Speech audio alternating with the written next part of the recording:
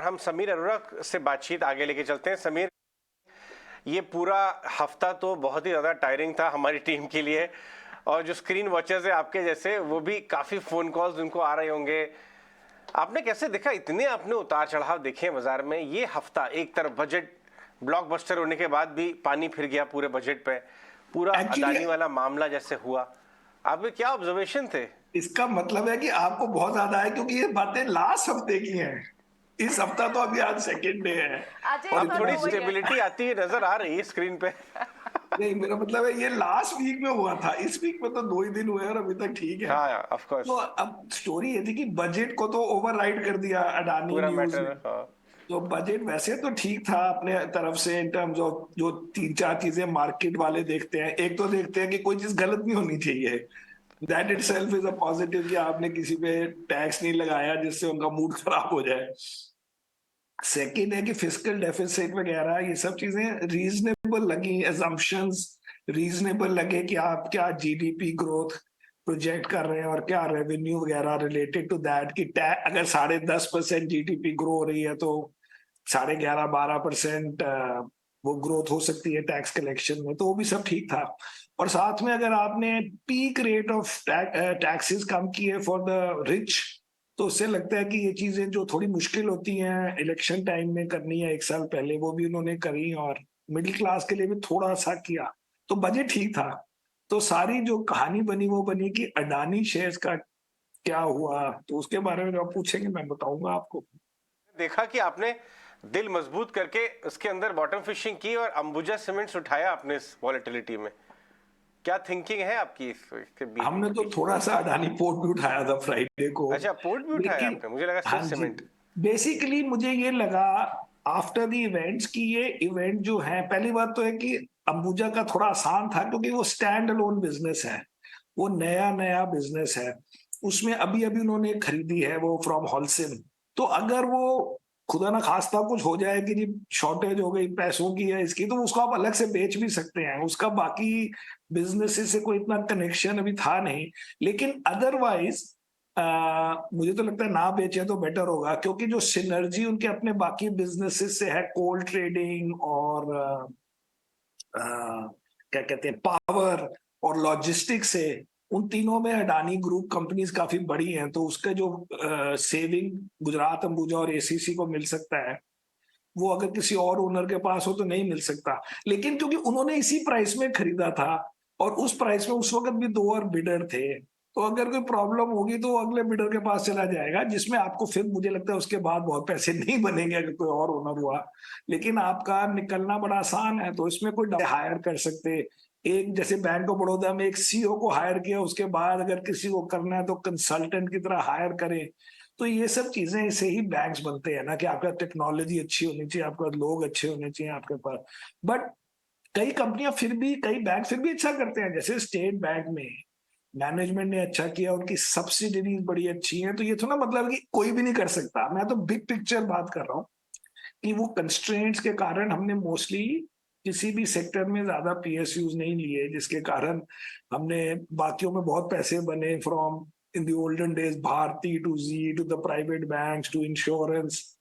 तो वो अभी भी मेरे दिमाग में है कि प्राइवेट इज बेटर। समीर, जैसे अभी आप खुद बता रहे हैं कि अडानी के अंदर जो शेक हुआ उसके बाद आपने अंबुजा और पोर्ट को रखा है, ऐसे बजट के बाद कोई और थीम या कुछ ऐसा आपने एनालिसिस किया है जिस पे आप ज़्यादा फोकस्ड होंगे अब इस बार की बजट स्पीच सुनने के बाद? अब 7 दिन हो गए हैं स्पीच को भी। नहीं जी, बजट पर से कोई स्टॉक नहीं चेंज किया। हम बजट में, हमारे पास कंज्यूमर स्टॉक ज्यादा है, तो हम सोचते थे कि बजट के कारण उनको हेल्प मिल जाए।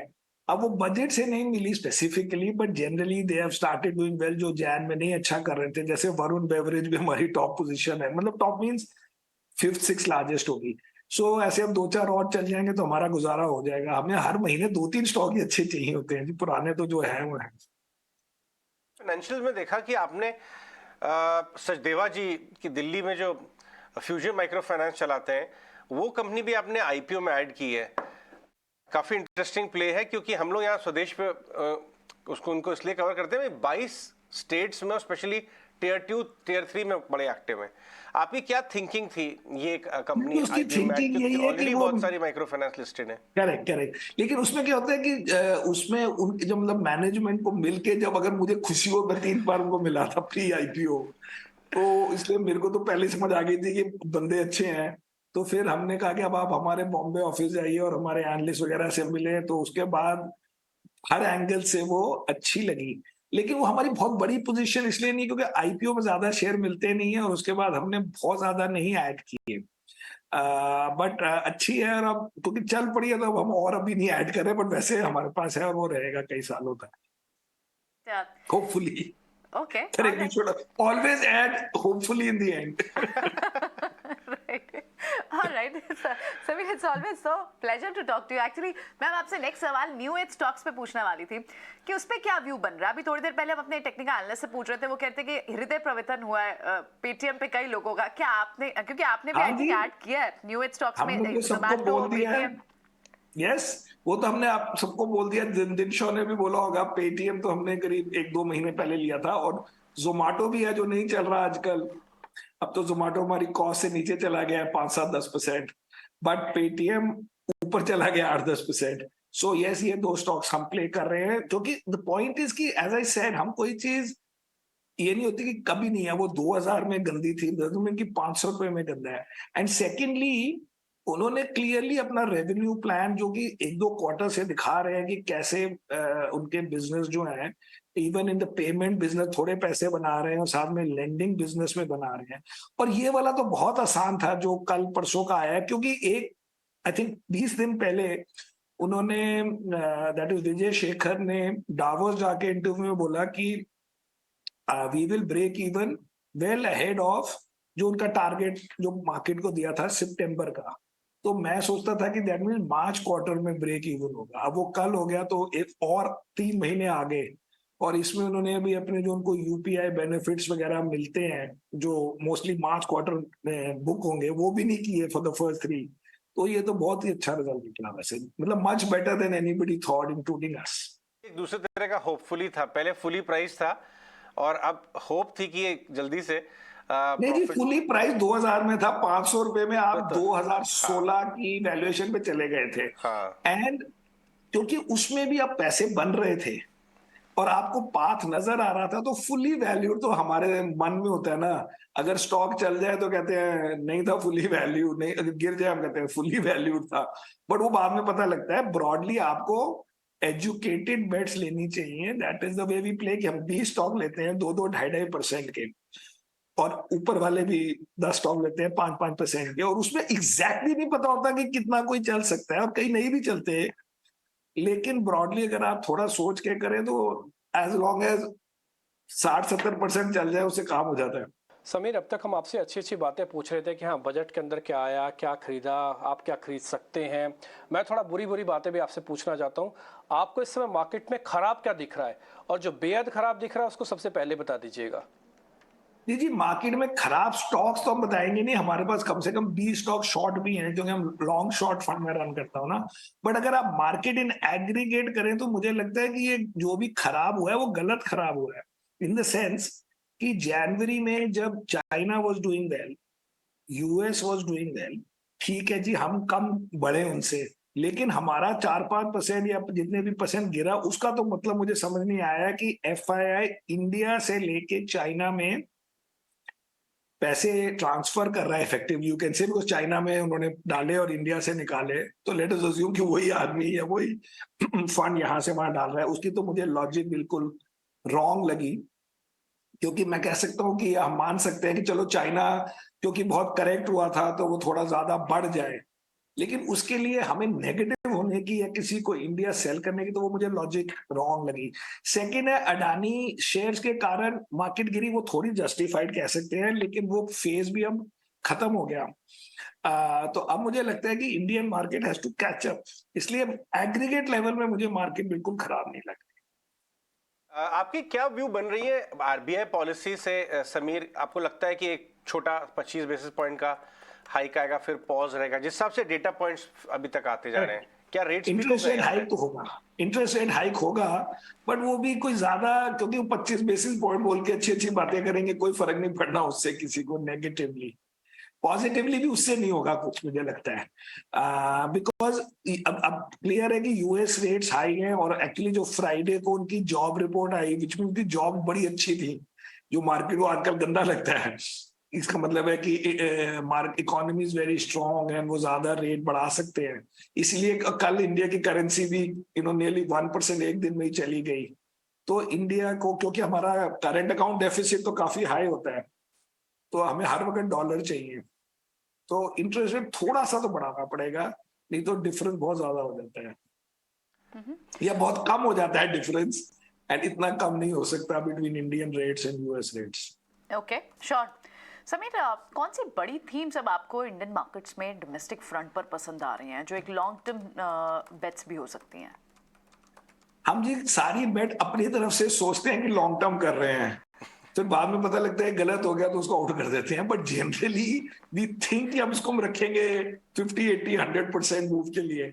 सो वो 3 थीम्स होती हैं, जिसमें आजकल हमारे पास एक थीम नहीं है, but generally the 3 themes that have been long-term themes are financials, consumer और IT। आजकल हमने IT को त्यागा हुआ है, तो हमारे पास बाकी 2 थीम्स हैं। समीर, आपने कैपिटल गुड्स पे अपनी थीम में नहीं रखा, या फिर ये पहले से ही है जिसको आप कंटिन्यू कर रहे हैं? नहीं जी, इसमें हमारे पास नहीं है, हमारे पास एक डिफेंस स्टॉक है बस, भारत इलेक्ट्रॉनिक्स। बाकी हम कहते हैं हमारे बैंक्स के थ्रू जो हो गया, नहीं हमारे पास नहीं है। L&T we should have had, लेकिन नहीं है, तो अब पैसे भी 100 ही होते हैं ना, वो खत्म हो गए 100। ऑलराइट समीर, बहुत शुक्रिया आज हमसे बात करने के लिए। Have a great day Sameer Arora. चलिए आगे बढ़ते हैं और मैक्स लाइफ इंश्योरेंस के डायरेक्टर और CIO मिहिर वोरा जी से बातचीत शुरू करते हैं, उन्हें शामिल करते हैं अपनी बातचीत में। मिहिर, इथिना स्वदेश पे आपका स्वागत है। मैं आपसे बात करना चाहूँगा बाजार के ऊपर जो फैक्टर्स हावी हैं।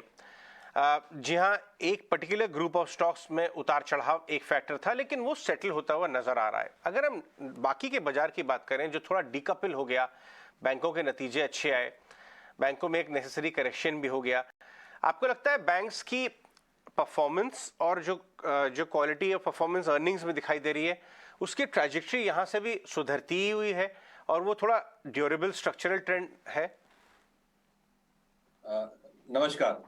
देखिए, बैंकिंग में अगर हम देखें तो ऐसा कोई सिस्टमैटिक रिस्क तो है नहीं, और जिस तरह से आपने कहा कि रिजल्ट्स तो काफी अच्छे आए हैं, 2 क्वार्टर्स से हम देख रहे हैं कि जो मार्जिन मेंटेन हुए in spite of rising interest rates, और अब हम देख रहे हैं लास्ट 2 महीने से कि पिछले 2 महीने से कि क्रेडिट ग्रोथ भी दिख रही है। तो ओवरऑल एक स्टेबिलिटी है सिस्टम में, खास करके जो प्राइवेट सेक्टर बैंक्स हैं, उन्होंने जिस तरह से अपनी बुक्स को रिटेल या स्मॉलर टिकट में डाइवर्सिफाई किया है लास्ट 4-5 सालों में, तो उस तरह से काफी प्रेडिक्टेबल हो गया है प्राइवेट सेक्टर बैंकिंग स्पेस।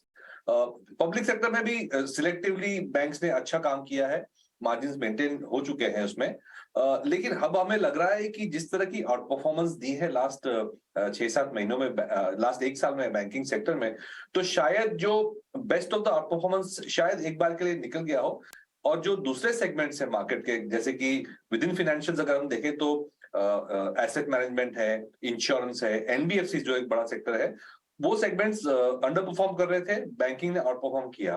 तो ये मेरे ख्याल से बैलेंस जो अभी है मोर इक्वल हो चुका है in terms of valuations and growth, और मुझे लग रहा है कि इंक्रीमेंटली शायद हम ये जो दूसरे सेगमेंट्स है जैसे कि NBFCs हैं, उसमें शायद हम बेटर परफॉर्मेंस रिलेटिवली देख सकते हैं। बैंकिंग में वैसे तो स्टैंडर्ड ऑन कोई इश्यू नहीं है, लेकिन मेरे ख्याल से जो बाकी सेगमेंट्स हैं उन्हें कैचअप करने की शायद संभावना है। मेरी एक दूसरी बात बाजार को जो परेशान कर रही है वो है हमारे वैल्यूएशंस, और हमने जो बहुत तगड़ी out performance rest of the world के कंपैरिजन में देखी थी पिछले साल, इस साल हमने देखा US मार्केट्स बहुत जोर से आउट परफॉर्म कर रहे हैं, इनफैक्ट नीचे के लेवल से बहुत तेजी से भागे हैं, चाइना वापस आ गया, ताइवान बहुत अच्छा चल रहा है। तो क्या ये पॉसिबिलिटी है कि एक तरफ तो हमारी नतीजे वगैरह सब अच्छा रहे, पॉलिसी मेकिंग, रिफॉर्म डायरेक्शन, लेकिन उसके बावजूद इंडियन मार्केट्स 6 से 8 महीने 1 साल तक के टाइम के लिए या तो साइडवेज चले जाएं या अंडर परफॉर्म करें? इसलिए हमें इस बात के लिए तैयार रहना पड़ेगा और इन्वेस्टर को अपना मूड बना के रखना पड़ेगा। बिल्कुल, बट वो भी शायद लास्ट पिछले जो 2-3 महीने में हमने चाइना और यूएस की आउट परफॉर्मेंस देखी है, वो भी शायद एक कैचअप ट्रेड था, वो मे बी ऑलरेडी डन है। इंडियन अगर मार्केट्स का ग्रोथ देखें, अर्निंग्स ग्रोथ, तो 15 से 20% अर्निंग्स ग्रोथ अभी भी हम एक्सपेक्ट कर रहे हैं FY24 के लिए। और ओवरऑल वैल्यूएशंस अगर वो हिसाब से देखें तो अब एवरेज लेवल पे आ चुके हैं। लास्ट 10 साल का हम एवरेज देखें तो एवरेज से थोड़े ही ऊपर है। बाकी मार्केट्स भी एवरेज से ऊपर है। तो रिलेटिवली जो हम बहुत ज्यादा आउटपरफॉर्म किया था हमने 2022 में, उसका शायद मीन रिवर्जन या कैचअप बाकी सब मार्केट्स कर रही हैं। तो अब मेरे ख्याल से इंडिया की जो ओवर वैल्यूएशन थी, रिलेटिवली स्पीकिंग, वो इतनी नहीं रही है। एंड नाउ आई थिंक हम लोग बैक टू नॉर्मल आने चाहिए in terms of performance. Fact तो यही है कि अभी भी जिस तरह से हम 6% जैसा जीडीपी ग्रोथ एक्सपेक्ट कर रहे हैं इंडिया के लिए, तो इंडिया अभी भी चाइना यूएस से बेटर ग्रोथ दिखाने की उम्मीद है इंडिया से। तो मेरे ख्याल से ये इक्वेशन जो बहुत एक इंडिया के तरफ में चला गया था, इंडिया ने बहुत ज्यादा आउट परफॉर्म किया था, वो अब मोर नॉर्मल हो चुका है। और अगर एफआईआई फ्लोज रिज्यूम करते हैं, वापस आते हैं, तो मेरे ख्याल से इंडिया भी अब मेरे ख्याल से दूसरी मार्केट की तरह ही परफॉर्म करना चाहिए। जो दो बड़े पॉकेट्स थे जिनको वॉच आउट करना था, वो एक कैपेक्स को लेकर भी था कि गवर्नमेंट का कैपेक्स तो स्ट्रांग है लेकिन प्राइवेट सेक्टर से कैपेक्स इतना स्ट्रांग नहीं दिख रहा। वो क्या इंप्रूव होता हुआ दिखाई दे रहा है आरबीआई के डेटा पॉइंट्स की तरफ से? जो डेटा पॉइंट्स आए उससे आपने कैसे एनालाइज किया? और दूसरा, आपसे लास्ट टाइम भी जब बात हुई थी आपने कहा था रूरल सेंटिमेंट्स या फिर जो इकोनॉमी है वो के शेप रिकवरी दिखा रही है। रूरल सेंटिमेंट्स, रूरल कंजम्पशन, क्योंकि एफएमसीजी के नंबर्स और अभी भी आप देखें तो वॉल्यूम कॉन्ट्रैक्शन देखने को मिल रही है, तो क्या वहां उस तौर पर सेंटिमेंट सुधरता हुआ दिख रहा है? बिल्कुल। तो एक कैपेक्स की अगर बात करें तो बजट में एक अच्छी चीज है कि गवर्नमेंट ने रेवेन्यू एक्सपेंडिचर या सब्सिडी लिंक्ड एक्सपेंडिचर है वो ज्यादा नहीं बढ़ाया, लेकिन गवर्नमेंट का जो कैपेक्स है वो अभी भी बरकरार है। Almost 33% growth government capital expenditure में प्लान किया हुआ है ये FY24 के बजट के लिए। तो मेरे ख्याल से गवर्नमेंट कैपेक्स वाला जो थीम है, रोड्स, रेलवेज एंड डिफेंस, उसमें मेरे ख्याल से अभी भी अच्छी तरह से स्पेंडिंग होगी। तो ये पॉकेट्स अभी भी रिलेटिवली स्टेबल रहेंगे। रूरल डिमांड की जब हम बात करते हैं तो मेरे ख्याल से रूरल डिमांड इन्फ्लेशन से ज्यादा इम्पैक्ट हुई थी। और जिस तरह से हम देख रहे हैं कि अभी रूरल इन्फ्लेशन भी धीरे धीरे करके स्टेबलाइज हो रही है, तो एक ये होप है कि जो स्क्वीज हुआ था, जो तकलीफ हुई थी जो रूरल कंज्यूमर को, क्योंकि फूड के प्राइसेस बढ़ रहे थे, बाकी सब कमोडिटीज प्राइसेस बढ़ रहे थे, तो उनकी of course relatively speaking income level में इम्पैक्ट हो रही थी। लेकिन अब मेरे ख्याल से इन्फ्लेशन इतनी हाई नहीं रहेगी। एक्सपेक्टेशन यही है कि 4 से 6% की इन्फ्लेशन आ जाएगी। और रूरल जो रिलेटिवली डिसएडवांटेज पे था वो धीरे धीरे करके नेक्स्ट 1-2 क्वार्टर में स्टेबलाइज होगा। वैसे ही अभी विंटर खत्म हो रही है तो हम देखेंगे कि जो हार्वेस्टिंग सीजन है वो आएगी, और वो अगर स्टेबल रही, मेरे ख्याल से रहेगी, तो रूरल में एक ग्रेजुअल रिकवरी की होप है अभी भी। पहले तो मेरी सर बहुत बहुत शुक्रिया, थैंक यू वेरी मच। आज समय दे रहे हैं आप 18 स्वदेश से, अच्छा लग रहा है आपसे बातचीत करके। मेरा कोई सवाल नहीं है सर, मैं तो सिर्फ आपको दूसरी तरफ वो सिर्फ एक डोमेस्टिक प्ले नहीं रह गए हैं, वो ओवरसीज के लिए एक्सपोर्ट प्ले भी बनते चले जा रहे हैं। आपको लगता है आना चाहिए अभी भी इनमें?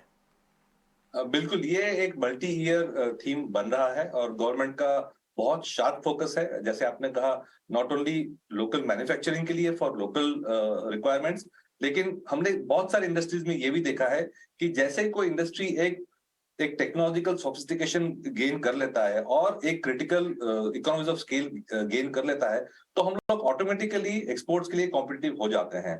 तो मुझे नहीं लगता है कि एक्सपोर्ट्स के लिए गवर्नमेंट के कोई इंसेंटिव भी देने की जरूरत है। जैसे ही हम लोकल मैन्युफैक्चरिंग बढ़ाएंगे तो अपने आप एक्सपोर्ट भी बढ़ने लगेंगे। तो मेरे ख्याल से ये जो डिफेंस का जो थीम है, private sector as well as public sector की जो कंपनीज पार्टिसिपेट कर रही हैं, वो एक मल्टी ईयर प्ले हो सकता है। और हमने देखा है जब ये थीम डेवलप होती है तो अर्निंग्स जो है हमेशा रीरेट होते रहते हैं। अर्निंग्स हम हमेशा अंडर एस्टिमेट करते हैं और उसको फिर एनालिस्ट लोग फिर उसको अपग्रेड करते रहते हैं। तो एक अपडेट साइकिल मुझे लग रहा है कि ये सेगमेंट में आते रहेगा। तो हम आज के सपोज वैल्यूएशन देखें, हमें पी एक्सपेंसिव लग रहे हैं, वो अर्निंग्स अपडेट की वजह से पी इतने एक्सपेंसिव नहीं रहेंगे, ग्रोथ की वजह से पी इतने वैल्यूएशन इतने एक्सपेंसिव नहीं रहेंगे। ये कॉल है। ये लास्ट टाइम जब अब तक आपसे जब भी बात हुई है आईटी पर आपका बड़ा क्लियर व्यू था, आप अंडरवेट रहते थे। Last year 2022 growth slow down का साल रहा। 2023 में अब जिस तरह से सेक्टर बाउंस बैक कर रहा है, इस वक्त आपका क्या व्यू आईटी पे बन रहा है? सो आईटी पिछले साल काफी अंडर परफॉर्म किया जैसे हमने देखा, और डोमेस्टिक सेगमेंट्स काफी आउट परफॉर्म किए थे। लेकिन अब लग रहा है कि जो पिछले हमने थोड़े रिजल्ट्स देखे हैं, तो ऐसा लग रहा है कि कुछ तरह की स्टेबिलिटी आ रही है। और जो बड़ा एक स्ट्रेस पॉइंट था कि वेजेस बहुत बढ़ रहे थे, आईटी सेक्टर में सैलरी ज्यादा बढ़ रही थी, वो तो अब खत्म हो गई है। मेरे ख्याल से वेजेस अभी स्टेबल रहेंगी इतनी। हम देख रहे हैं कि यूएस में काफी ले ऑफ्स हो रहे हैं आईटी सेगमेंट में। हमारे यहाँ भी जो स्टार्टअप इकोसिस्टम है उसमें भी काफी सारे जॉब लॉसेस हो रहे हैं। तो जो वेज प्रेशर था आईटी के लिए वो एक तरह से कम हो चुका है। वैल्यूएशन हम देखें तो ऑलमोस्ट 20 to 30% चीप हो गए हैं कंपेयर टू लास्ट ईयर। तो अब इतना अंडरवेट रहने की गुंजाइश नहीं लग रही हमें। एक न्यूट्रल हमारा एक न्यूट्रल व्यू है आईटी सेक्टर पे। राइट, ऑलराइट मिहिर, बहुत बहुत शुक्रिया आज हमसे बात करने के लिए। मिहिर धन्यवाद। वोरा, मैक्स लाइफ इंश्योरेंस के CIO, हमसे बात कर रहे थे बाजार के बारे में।